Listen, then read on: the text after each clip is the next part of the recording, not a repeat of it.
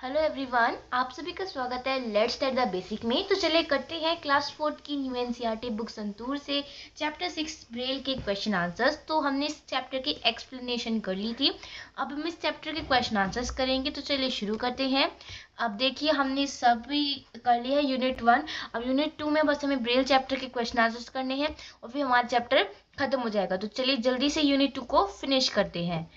Okay, let us think describe the Braille alphabet. अब Braille alphabet के बारे में बताइए।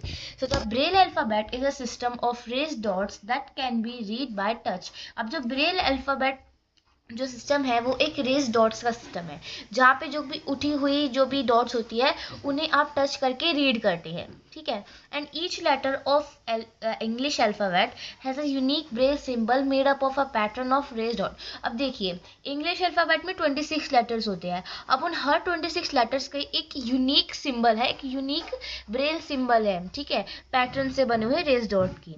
And this method helps blind people read and right. अब ये ब्लाइंड पीपल को मदद करता है पढ़ने के लिए और लिखने के लिए। Why was night writing not a success? कि जो नाइट राइटिंग है वो क्यों नहीं सक्सेस हुआ? अब देखिए ये रीज़न है कि उसे कोई पढ़ नहीं सकता था, वो बहुत मुश्किल था उसे पढ़ना और समझना। So night writing was not a success because it was too difficult to understand and use and the system of raised dots and dashes was complicated. बताया कि ये बहुत मुश्किल था इसे पढ़ना और इसे समझना। So it was not widely accepted और फिर इसे लोगों ने यूज नहीं किया।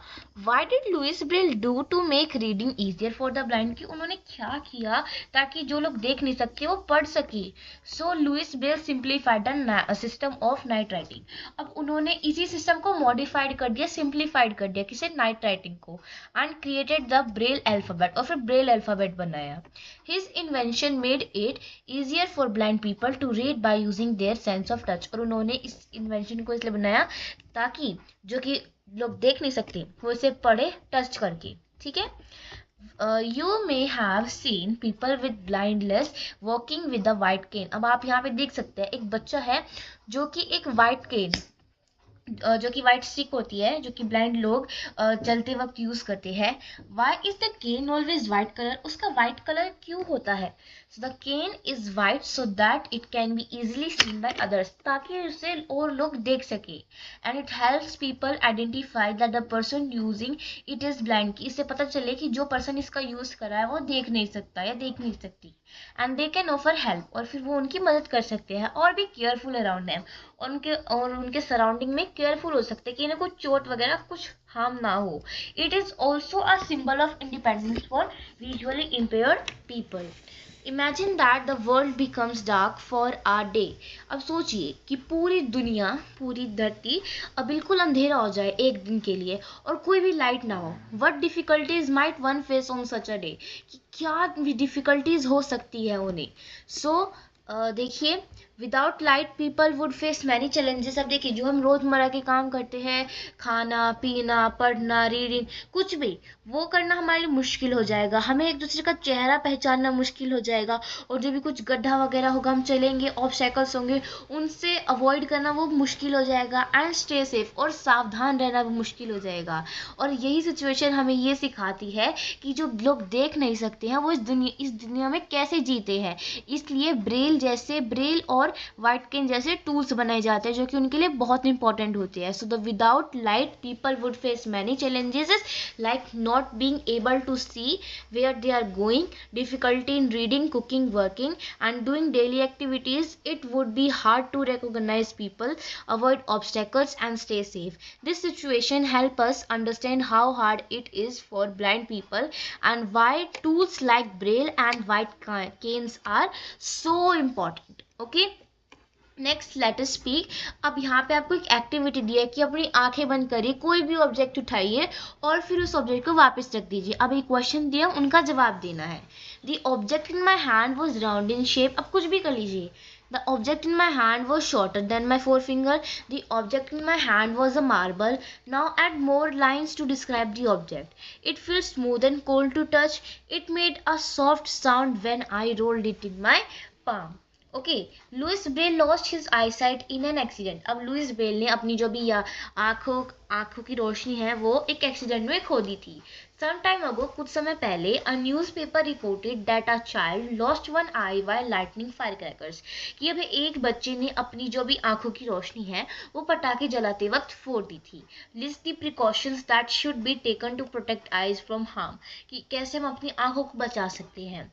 सो we should not play with sharp tools और ऑब्जेक्ट्स, कि हमें नुकीली चीज़ों से नहीं खेलना चाहिए। We should wear protective glass when working with chemicals, machine और नियर फायरवर्क्स। ठीक है, अब जब भी हम कुछ भी ऐसा केमिकल्स के साथ काम कर रहे हो, मशीन्स हो या फिर हम पटाखों की तरफ हो, तो हमें प्रोटेक्टिव ग्लासेस पहनने चाहिए। we should stay at a safe distance while watching fireworks or lightning fireworks। अब आप यहाँ पे देख सकते हैं इमेज में, ये बच्चा कितना पास है इस फायरवर्कर के। तो हमें ऐसे नहीं रहना, हमें उन्हें दूर से देखना और दूर से जलाना है। ठीक है, एंड वी शुड नॉट रब आवर आइज, अब गंदे हाथों से अपनी आंखों को नहीं मसलना है। And we should avoid staring, अब हमको सूरज को ऐसे या किसी भी ब्राइट लाइट को ऐसे घूरना नहीं है। ठीक है, रीड द फॉलोइंग सेंटेंस, अब इन सेंटेंस को आपको पढ़ना है and notice the underline word, अब इन अंडरलाइन वर्ड को नोटिस करो। Long ago in France, a little boy named Louis Braille was playing near his home. The cats were sleeping when I reached home. Samir was playing hopscotch last evening. अब यहाँ पे आप देख सकते हैं कि was के साथ वर्ब के was प्लस वर्ब ing लगा रखा है और यहाँ पे was वर्ब। ठीक है, तो यहाँ पे यूज किया गया है was verb plus verb ing। Okay, verb ing। All of the above sentences are example of events that started in the past and continued for some time। अब ये सेंटेंस हमें ये बता रहे हैं कि ये जो चीजें हैं ये पास्ट में शुरू हुई और कुछ समय के लिए कंटिन्यू हुई। If the sentence is about one person, animal और वर्ड, अब अगर ये सेंटेंस किसी एक इंसान, जानवर या पक्षी के बारे में है तो हम उस एक्शन के लिए यूज करेंगे was action word plus ing। ठीक है, एग्जाम्पल है the student was writing in his notebook. If the sentence is about more than one person, कि अगर एक इंसान से ज्यादा है, जानवर पक्षी से ज्यादा है, तो हम यहाँ पे वर का लगाएंगे। अब वॉज होता है सिंगुलर के लिए और वर होता है प्लूरल के लिए। The students were writing in their notebooks. The following sentences describe actions in the present. Change them to the past as shown in the examples. Present में है I am sleeping, I was sleeping. The dog was barking at the stranger, the dog was barking at the stranger. The grandfather is searching for his spectacles, so grandfather was searching for his spectacles. Shiba is writing a letter, so Shiba was writing a letter. We are playing Kho-Kho. Okay, so he is playing singing a song, he was singing a song. We are playing Kho-Kho. We were playing Kho-Kho. The man is using his hands to push his wheelchair. The man was using his hands to push the his chair. Look at the picture story. अब इस picture को story को देखिए। यहाँ पे आपको एक लड़की दिख रही है जो कि अपने फ्रेंड्स हैं स्क्वेरल्स और स्पैरोज, उनको खाना दे रही है। फिर उसकी जो दादी है वो कपड़े सुखा रही है और फिर एकदम से बहुत तेज हवा चलती है। फिर एकदम से जो भी सारे पक्षी या गिलहरी वगैरह है वो सब उन कपड़ों के तार के ऊपर बैठ जाते हैं। नेक्स्ट इमेज में दिखाया जाता है कि यहाँ पे दादी उन जो भी कपड़े हैं उन पे वो क्लिप लगा रही है। कपड़े सुखाने के साथ जो क्लिप नहीं होती वो लगा रही है। अब आपको यहाँ पे वर्ड्स दिए गए हैं, ठीक है, आपको ये फिल करनी है। Okay, My friend Tarandeep told me an interesting thing yesterday. She was feeding her friends, the squirrels and the sparrows. She was scattering grains for them. Her grandmother was hanging out the clothes to dry on a clothesline. Grandmother was entering the house when a strong wind began to blow. When she returned the clothes back, she saw a wonderful scene. The sparrows and squirrels were sitting on the clothes to prevent them from falling. Tarandeep was clapping her hands with joy.